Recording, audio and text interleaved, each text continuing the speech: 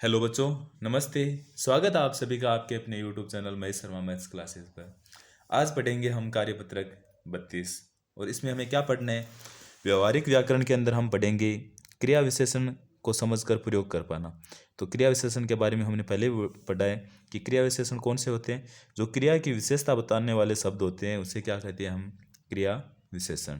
तो चलो बिना देरी किए शुरू करते हैं हम आज का पहला क्वेश्चन कि निम्नलिखित वाक्यों में क्रिया विशेषण छांट कर लिखिए। जैसे ये वाक्य दे रखा है कि जल्दी चलो जिससे वहाँ पहुँच सकें। तो क्रिया विशेषण कौन सा है इसमें, जल्दी।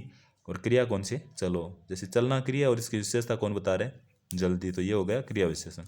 उसके बाद में सलीम बहुत पढ़ता है। तो ये पढ़ना क्या है, क्रिया। तो हम यहाँ लिख देंगे पढ़ता, पढ़ता। उसके बाद है कि बहुत, तो ये क्या होगा, क्रिया विशेषण। तो ये बहुत।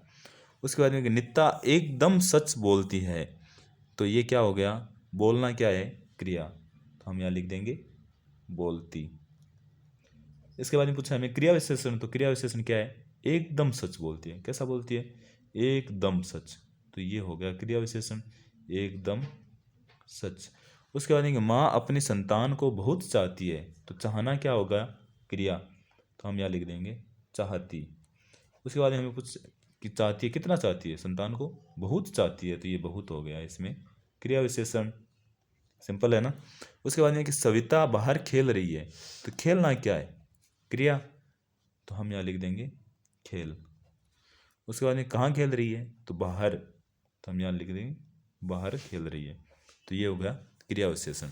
ठीक है। ऐसे दूसरा क्वेश्चन है कि दिए गए क्रिया विशेषण चुनकर वाक्य पूरा कीजिए। जैसे कि तुम्हें अभी जैसलमेर जाना है, ये कर रखा है, अभी वाला तो हो गया।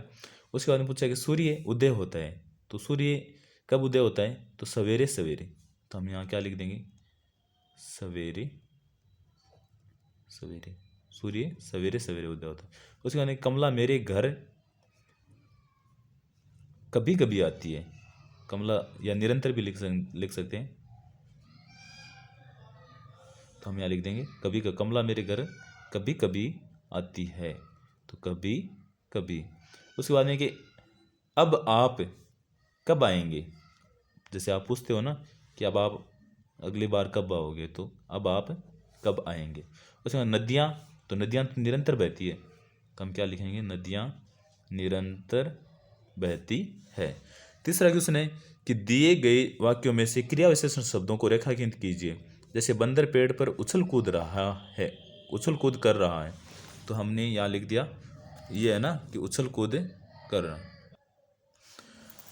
दिए गए वाक्यों में से क्रिया विशेषण शब्दों को रेखांकित कीजिए कि बंदर पेड़ पर उछल कूद कर रहा है, वह पेड़ के नीचे। तो ये हो गया ना क्रिया विशेषण, कौन सा हो गया, के नीचे। उसके बाद में क्या तुम कल आओगी, तो कल।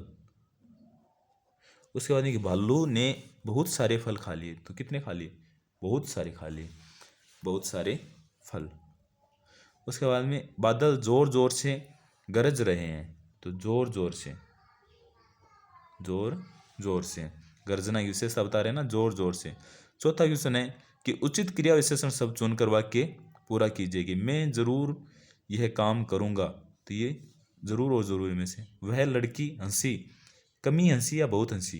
तो ये होगा बहुत हंसी। वह लड़की है वो बहुत हंसी। उसके बाद में यह पुस्तक धड़ धड़ बिक रही है या धड़ाधड़ बिक रही है। तो धड़ाधड़। आप बोल के देखोगे ना तो भी समझ में आ जाएगा, धड़ा धड़।